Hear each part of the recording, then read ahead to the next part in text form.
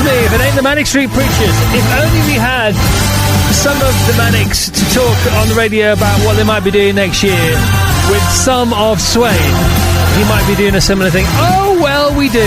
That's us. Pray tell us more. Do. What do you get if you cross a Brett and a Bradfield and add some beautiful ones to some motorcycle emptiness? You get the most exciting co-headline tour of 2024. That's what tickets go on sale this Friday for the Manic Street Preachers and Suede tour. So please welcome the brilliant Brett Anderson and James Dean Bradfield. Good morning, gentlemen. Morning.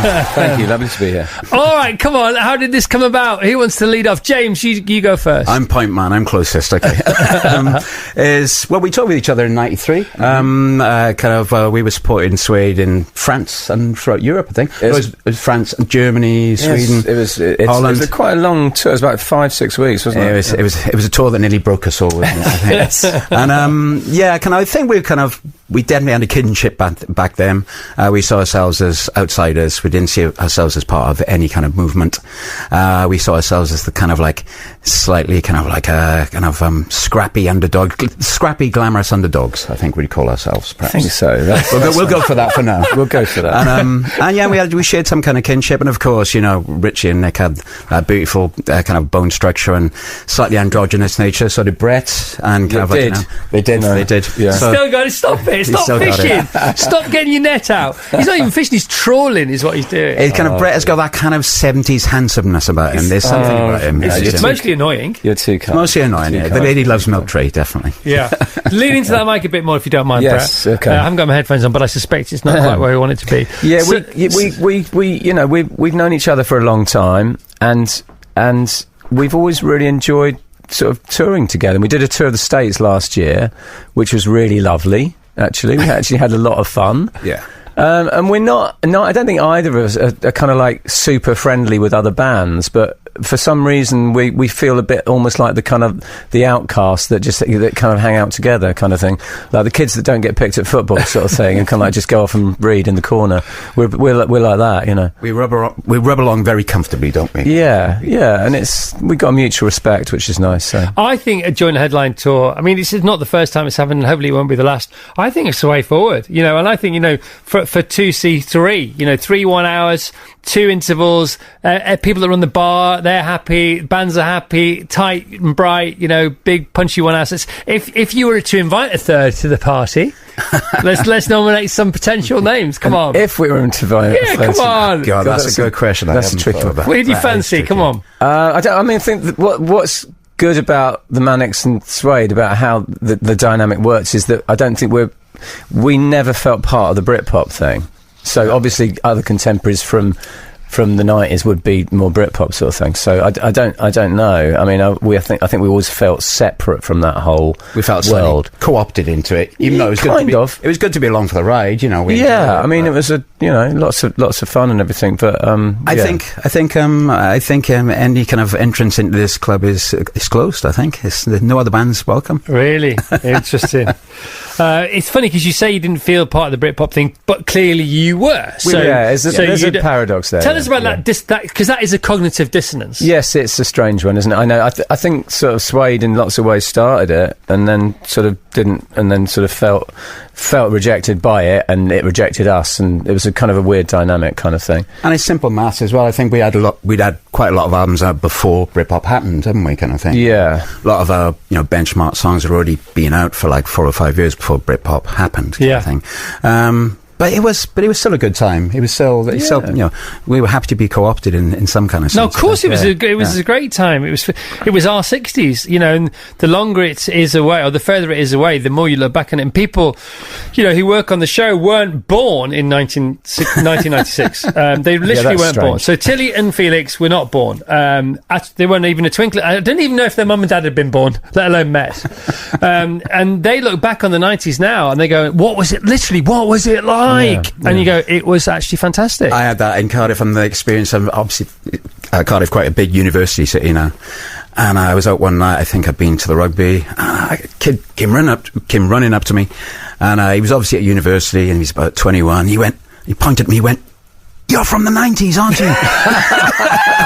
No, you're from the Manic Street Preachers. You're from the 90s. And it made me feel quite authentic, to be honest. That's hilarious, isn't it? We had a text last week about this, about if Back to the Future's made today, it would be about 1994 or something, wasn't it? It's like, that's how frightening and wonderful it all is at the same time. So when you said you had a good time in the US last year, what is it like, you know, at your age, you know, at this point in your career, on tour? What does that mean? We had a great time. What is it like now touring?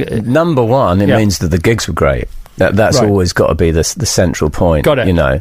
And the gigs were great because the bands were great, and because I think one of the key things about this is that we share. Obviously, there's kind of rabid Manics fans and there's rabid Suede fans, but there's a kind of whole group of people that I think really there's a kind of a cross section where they like both bands, kind of thing. So it kind of makes for an interesting evening, and obviously some people will like one band more than the other or whatever, but we both get out there and play, and there's a sort of sense of friendly competition, which is great as well, you know. Yeah, it does push you on a bit, because, you know, some nights they headlined, some nights we headlined, and I'd be at the side of the stage, and you know, I'm not just saying it because he's here, but watching Brett he's quite feral and rabid as a front man, you know, he really goes for it. And it makes you realise that actually being a proper front man is being a musician in itself. And I'd watch him some nights, because I've got a guitar on, and and he's not, and he's just, like Nick said the other day, it's like watching a live kind of rock and roll yoga session with him. He uses his body kind of thing. It's a wonderful thing to behold. It's beautiful. It is, yeah. He's the beautiful one. He is the beautiful one, and kind of. Sometimes I was at the side of the stage thinking, Jesus, I'm going to have to up it tonight. Cheese and biscuits. Cheese and biscuits. Jesus, cheese and biscuits. I think it's always like that, though. It's like, you know, I watch the Manics every night and, you know, listen to those great songs, and sometimes, you know, a song would just go off. You know, I remember listening to If You Tolerate This, it was in LA, and just sounded brilliant, and the audience was so into it and everything. And you just think, okay, then it's time to up your game, kind of thing. It's that nice, sort of friendly competition kind of thing. It's so good, isn't it? Yeah. It's a race to the top as opposed to a race to the bottom. It's kind of positive, you know. It's cool, man. Yeah. And you're so different. I mean, that's why it works. You know, I think. Because in many ways, James, you are the anti-front man, aren't you? Is it fair? How do I take this statement lying down? But that's the... Exactly. You know, I was listening to a bit of Thich Nhat Hanh yesterday, you know, who talks about monastics and lay people. You know, you are the monastic front man. Am I? Yeah, you are, because it's all about the practice. It's about the songs. It's about standing there. You know, you don't necessarily need the audience to like you. You don't mind if they like you. You love the fact that they love your songs. Yours is more performative. Of course, Brett, I'm sorry, I'm talking to Brett. Brett's is more performative. That's it. I'm sorry. You know, you both know that, don't you? I think kind of like I always approached just playing guitar and singing on stage and changing pedals and stuff, and trying to do my one-legged spin, which is my signature move. I always approach it in a kind of sporting kind of way. So it's like, it was all about coordination. Can I pass off my left hand or my right hand? Yeah.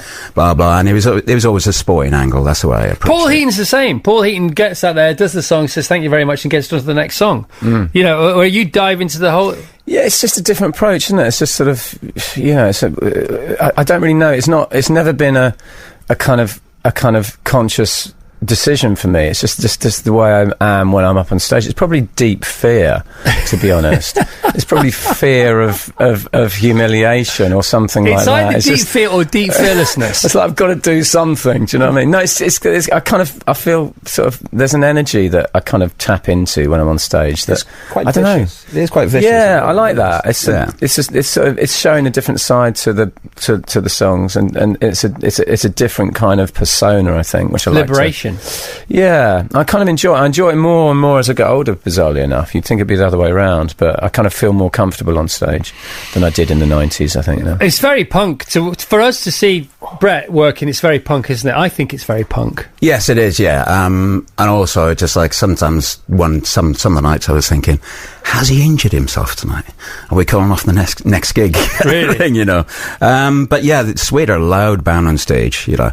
Richard's guitar is just like, it's loud, man. I was watching their sound check, and it was the first sound check of the American tour. You were all just going, can you turn me up? Can you turn me up? Can you turn me up? I was like, guys, you're all just getting really loud. More up. There's no more up. We're It's like, by the time they kind of did their first song, it was like a 747 taking off. It was like, good grief, man. The real problem is when we do little shows, when you do like those little promo-y shows. We did this tiny little place in Glasgow about last year, and it was like this 400 capacity place, and the guitar amps are turned up to what they're turned up to when we're playing big venues. And I just come off stage with my ears ringing. It's just, But you're so laid back. Can you lean in again? Because you keep leaning back. I keep you're so bashing the microphone. You are the opposite of what you're like on stage. I know, I'm terrible, aren't I? No, it's like I've great. never done this before. But it's so cool. I'm going to start swinging the microphone around. But you're buzzing off each other as well, jumping up and down on you? your table. Yeah, kind of definitely. You're buzzing off each other in this chat, man. Well, it's good because I was kind of, some nights in America, I was asking them to play a few songs that I wanted to hear, kind of thing. And that's nice because I was obsessed. I was kind of a bit obsessed with kind of like, songs like Heroin, which like, it was an amazing song, which I loved when I was young. And I was asking them to play a few songs on tour, and some nights they would play it, and that was a nice feeling. It felt like a personal jukebox. It was good. Yes, pretty cool. Yeah. Have you learned anything from each other? Have we learned anything from each other? I've learned a lot about hotels from Nicky Wire. Go on. He's kind of like, he's obsessed with hotels. He chose all the hotels on the American tour. That's cool. And they were all pretty good, actually. And the one that we chose, which was in Brooklyn, was a dump. So he's, Nicky Wire always chooses hotels. So he's now in charge of logistics. So, if you want to know good hotels, ask Nicky. He should start his own travel agency. Yeah, he should do. Without question. So that's what I've learned. Oh my goodness. Have you learned anything from these lot? Yeah, I did. Actually... I think I've learned about the kind of transference of energy between them. That sounds very pretentious, I know. But I would watch kind of like, Richard and Matt as a rhythm section some nights, and they were just so into each other. And then I would just see Richard playing guitar, and he seemed like he was so contained, but he's putting out so much energy in the guitar. And he was doing that trick of not looking at his fretboard much, so he looked like he knew what he was doing, which I was saying, I've got to stop looking at my fretboard. Yeah. And then Brett just going mad and nearly knocking himself out with his microphone one night. I was just like, wow, kind of like, that's a band. They're like a military unit, it really was. Does the old mic thing ever go horribly wrong? It hasn't. I once hit Richard on the head. In fact, it was when he just joined the band, and we were in. He'd only been in the band for a few months, just after Bernard left, and I was sort of swinging the mic around, and I think we were in Milan or something like that, and suddenly I heard this clunk, and the guitar stopped, and I looked over, and there's Richard lying on the floor. I'd hit him right. He had this big egg-shaped lump on his head. Ouch. So, yeah. He didn't sue me, luckily. It's funny, isn't it? Because he's never been the same since. Walter, one of our 5-year-old twins, he got the old egg on the forehead at the weekend, and I thought, that doesn't happen to grown-ups. And I thought, is it because we don't get hit on the head as much, or is it because kids have this inflammation protection thing, this whatever your body does to itself? Because he got this we took a photograph, it was huge, in profile, it was frightening.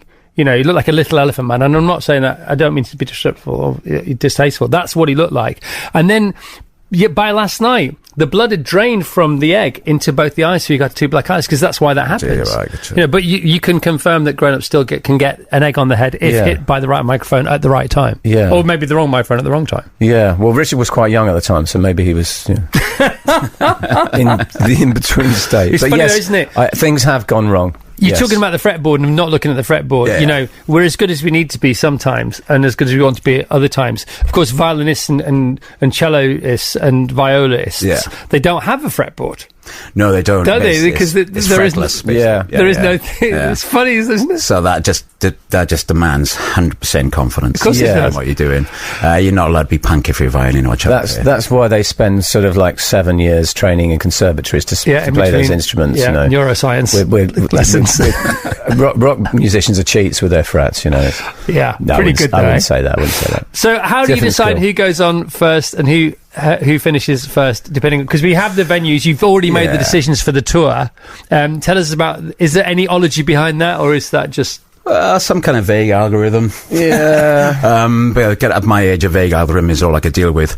But I think there are some obvious choices, like Cardiff Castle, we headline. Then the London gig, kind of Suede headline. Right. And after that, like I said, somebody else has kind of figured it out, I think. Yeah, we just let our managers sort of kind of bat it to and fro. To be honest with you, kind of going on first and going on second didn't seem to make a huge amount of difference on the American tour, actually.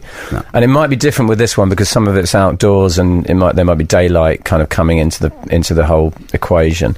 But some of the times that we went on first in America, I can't remember exactly where, was it Washington and stuff like that, they ended up being great gigs, so it didn't seem to matter too much. So it's not like a big fight, really. No, I didn't think it was for a second. I just thought, is there any ology behind it? Yeah. And there's a bit, but not much, which is fantastic. Gigsandtours.com. I'm not finishing, just want to recap. Friday, 28th of June, Llangollen. This is for Suede and the Manics on tour together. Tuesday, the 2nd of July, Dublin Trinity College. Friday, 5th of July, Cardiff Castle. Wednesday, Edinburgh Castle. That's 10th of July. 12th of July, Friday, Manchester Castlefield Bowl. Saturday, the 13th of July, Leeds Millennium Square. Thursday, the 18th of July, London Alexandra Palace Park. Does touring together and doing the same nights together, does that afford you potentially bigger venues, guaranteed?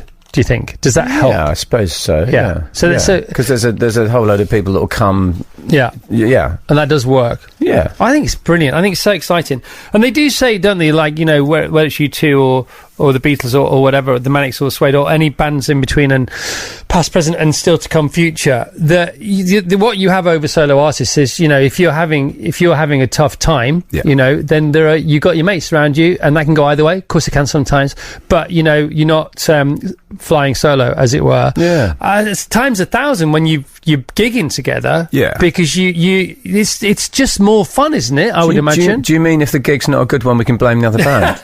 That's not what I mean. Is that what you mean? Well, you just found a crack in the relationship there, Chris. Yeah, I hadn't thought of that one before. But until now. But also, I mean, we are where we are in life, aren't we? I suppose we're either, you know, again, before, in the middle of, or through Sniper's Alley, from, you know, all the hell stuff, all the madness, all the you know, we're getting towards the light at the end of the tunnel, the third act of the hero's journey, or whatever you want to call it, and you're more at peace with yourselves, I would imagine. Well, I know you are, both of you, I can tell, and I've also read various things and watched various things.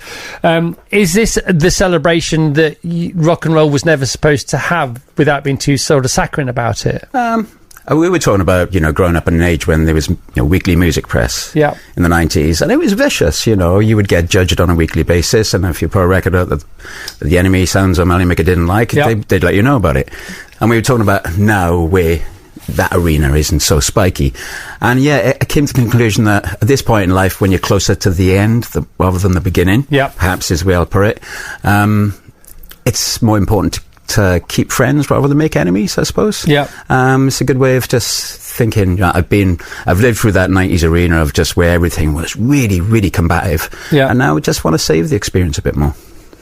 Correct. Yeah, I don't think either of us would do this if we were just going through the motions. It feels like both bands are really have still got something to say and still making great records. You know, this doesn't feel like a kind of like a retro thing for me. It's just a different way to present our music and to a different audience and stuff like that, really. I think the fact that you're doing it together is so un-retro. It's so of the moment. Maybe it's because I'm of an age myself, but I can't wait. I'm so excited about it. Yeah, and I think there's an interesting dynamic between the two bands. Like I say, if we were doing a tour with, sort of, say, someone like Pulp or something like that, that would immediately be a Britpop tour, right? And I wouldn't kind of want to do that because it feels too, no disrespect or anything like that. It's just that this feels like it's a strange, it's edgy, it's got an combination of bands that sort of seems to work somehow. It kind of takes it somewhere else, but takes it somewhere that feels right. Yeah, it's rough around the edges, which is exactly that's where you came from, and that's where you want to be still. Yeah, like I said, there is a kind of like an underdog glamour to what we did. You know, there's something, there was a slight outsider element to what we did when we started as bands, and I still think we've got that narrative in our new records. And when we just met up this morning, we both started asking each other about how the new stuff is getting on. So, like, it isn't completely retro. Like, you know, we're both concentrating on new records. No, I love it. I love it. So when you go on first, when it's your turn to go on first, Brett and James, do you take on the mindset of a support act? And when it's your turn to finish, to go second to headline, do you take on the mindset of a headline? I think there were some nights in America like that for us because there was definitely a bit more of a frisson of excitement about Suede playing in America, because you hadn't played there for such a long time, had you? Yeah, we haven't played there for like 30 years. So, properly, like, you know, yeah. in 30 years? 25 years, yeah. What? I can't believe I said frisson. That's not my kind of I like word. frisson. I think you suit frisson. Frisson suits you, James. Yeah. Thank you. It's nice lettuce, apparently. And in LA, I could see there was a real rabid element of like Suede fans at the front. And for you, there was a soupçon. A smidgen. And I could see in LA there were people that were properly waiting for them to come on, properly waiting. I thought, tonight we've got to try and just like, you know, show them that Suede are not the only band in the world, because in LA it was very apparent there were so many fans there waiting for them.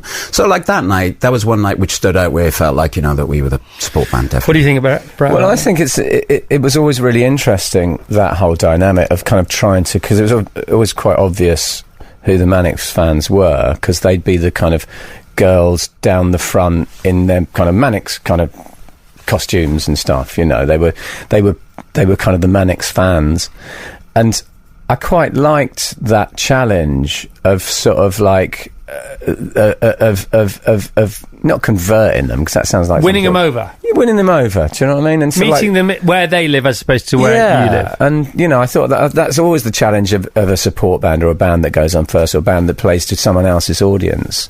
So yeah, I think it's an interesting dynamic. Yeah. So yesterday we had Peter Crouch on, and we asked him about the Beckham documentary. I can't get you two on without asking you: have you heard the new Rolling Stones album? No. Hackney Diamonds. I heard the single, and kind of, I heard the single and I liked it, and I've heard good things about it. That's the blandest thing. Yeah, I've not heard Hackney Diamonds. I should have done. Have you heard it, Brett? I just heard the single briefly on the radio the other day. Yeah, it sounded like the Rolling Stones. Which is what you want, I would imagine. I want to hear it, I do, so right, I'm up for it. So you are joint headlining. I'm going to say joint headlining. What's the official phrase? Is that right, joint headlining? Co-headline. Co-headline, okay. You have clearly supported Suede before. Yeah. Other supports. So best support experience you've had as a support act, and the best support act you've ever had as a headline act. We've only got a minute, by the way. Okay, well, the best experience was supporting Suede around Europe. That was a great experience. Cool. The worst, I can give you the worst support experience. We'll take the worst, yeah. Supporting the Black Crows, kind of in the early 90s, yeah, that was bad. Okay, well, we'll get to why. That was just a mismatch. Such an uplifting half hour, but thank you for your for your I'll candour. ask you about that afterwards. Brett, come on, have you supported? Have we supported? Yeah, everyone supports people. I tell you, when we were really first started, we supported Ricky Gervais's band. So there you go. They were called Son of Bleeper. Wow. So there you go. I don't think there's any photos of that, but that's I'm cool. sure they'd be hilarious. Okay. So there's a little one for you. Best support. I suppose you've got to say Manics. Yeah, exactly. It was all going so well. Yeah. I remember in the kind of like I remember when we toured in the 90s, kind of before Catatonia had taken off. You know, they did a tour with us before they took off, and that was amazing. It was obvious they were going to go on, and Road Rage was going to be massive, etc. Yeah. And I was the same. I think Catatonia stood out definitely. Cool. All right. Well, good luck. Fill your boots. It's going to be great. Can't wait. Wish it was tomorrow. Literally wish it was tomorrow. Oh, I wouldn't be ready tomorrow. I know you wouldn't do, but I would. Hopefully still be around next year. Gigsandtours.com for the Manic Street Preachers and Suede 2024. So we got 7 dates. Could there be added dates? Maybe. Are there any secret venues on hold? Let's hope so. I don't know. Maybe. And bring on Europe, maybe? Well, we're going to Asia. We're going to Asia. We get there under our belts, and then we'll be ready. It's not long now, is it? Yep. Both of you, brilliant. Thanks very much. Thank you. You're very welcome. Great to have you both here. That's amazing. Fantastic. The Chris Evans Breakfast.